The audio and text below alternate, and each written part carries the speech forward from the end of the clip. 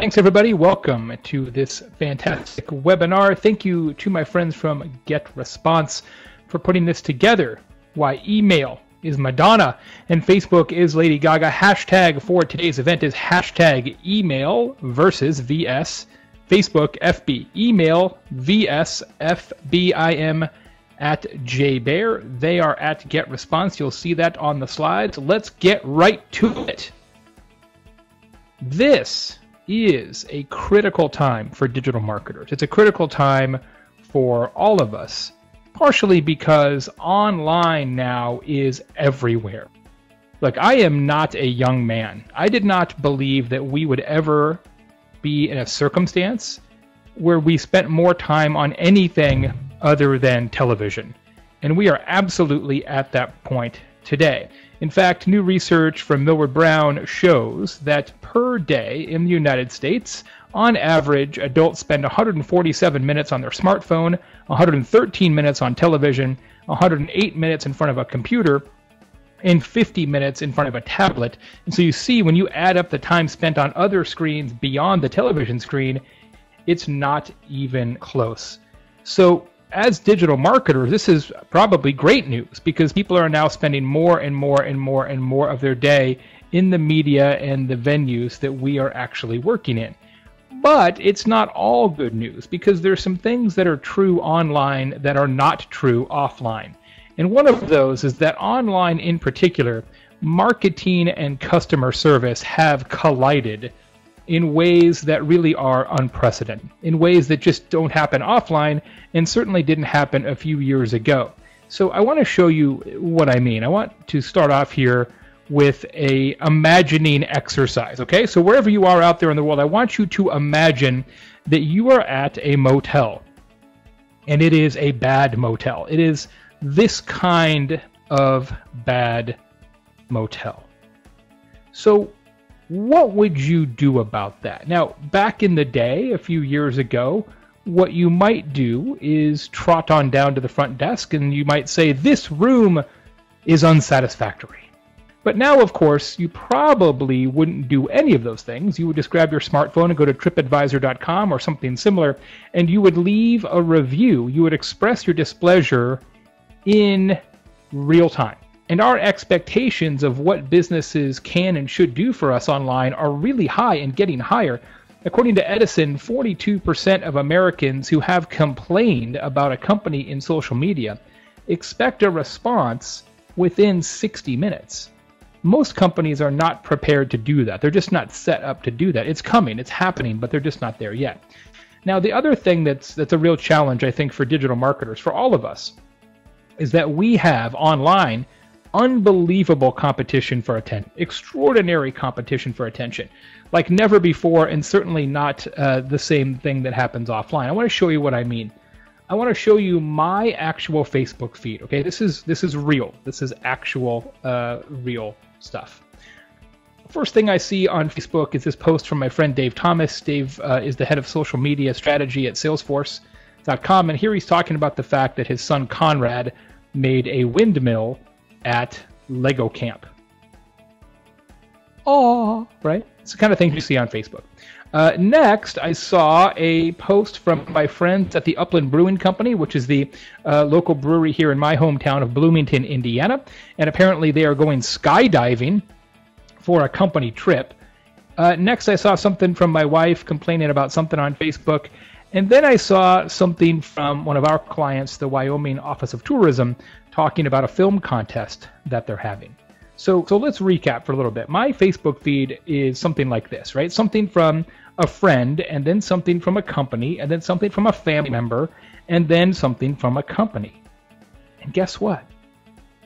Yours looks exactly the same. And so does the Facebook of every single one of your customers and every potential customer.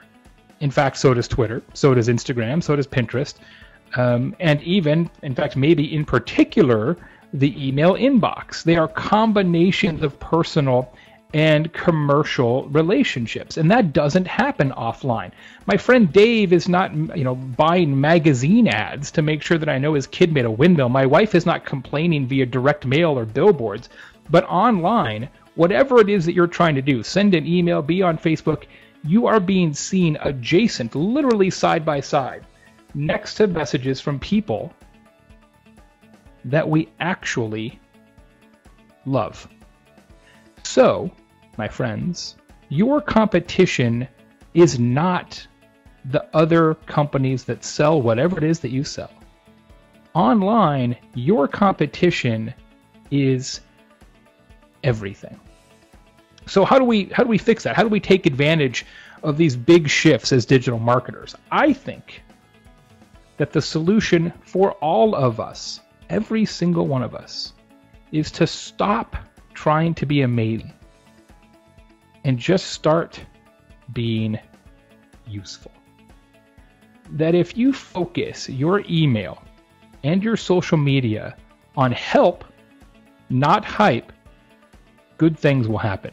Because the difference between help and hype is just one letter. But that one letter makes all the difference. Because you can sell something and make a customer today, or you can help someone and potentially create a customer relationship for life. And that's what you're really trying to do, isn't it?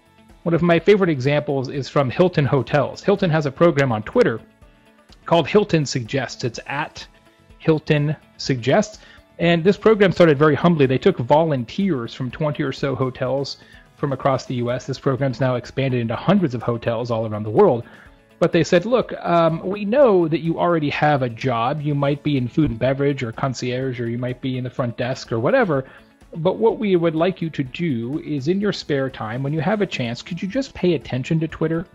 And if you find an opportunity to help, just help. Just help. End of instruction manual. So that's what they do. They're always out there paying attention. A little while ago, this guy at LT Houston tweets out, good places to eat near the Magnolia Hotel, downtown Dallas, for Saturday. Now, those of you who are on Twitter will notice that he was not tweeting at Hilton. In fact, he wasn't tweeting at anybody. He was just tweeting into the wind, the way people do so often. But Hilton was paying attention. They said, aha, we can help. So they jumped into this conversation and said, at LT Houston, Wild Salsa on Main or Campese's on Elm are awesome. They're both within walking distance of your hotel in Dallas. Enjoy. Modern business success is about embracing the power of eventually. And that's what Hilton's doing. And that's what GetResponse does as well. GetResponse has an extraordinary amount of information available for free, including what I'm showing you here, the email tips blog, 41 social media marketing tips for every small business owner. That kind of dedication to information, to education, that doesn't benefit GetResponse in any direct way. People aren't necessarily going to read this blog post and say, give me some more software. They are embracing the power of eventually. GetResponse innately understands the value of help and the dangers of hype. The raw ingredients of relevancy, smart email, and targeted social media. And that's where we get into this concept of comparing email and Facebook.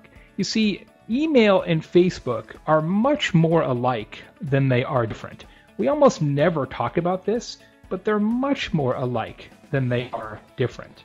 And part of this is because 84%, according to DDB, 84% of Facebook fans are current or former customers of the companies that they like on Facebook. So what that means is that what Facebook is really doing for your business, and I'm talking about organic Facebook here, I'm not talking about Facebook advertising, which in fact would be a way to reach net new customers. I'm talking about organic Facebook on your own page. Facebook allows your company to stay top of mind among people who have given you permission to do that, right? When they click that like button, that is permission. That is saying, I would like to hear from this company. I want this company's messages to be included in my newsfeed. So Facebook allows your company to stay top of mind among people who have given you permission. And guess what? Email works the exact same way. Email allows your company to stay top of mind among people who have given you permission to do so by filling out a subscription form or some other opt-in mechanism. So think about that. The fundamental premise of what we're doing on Facebook and the fundamental premise of what we're doing in email are in fact the same. We just never talk about it this way. So what I believe to be the case is that email is Madonna, right? It is the original. Facebook is Lady Gaga.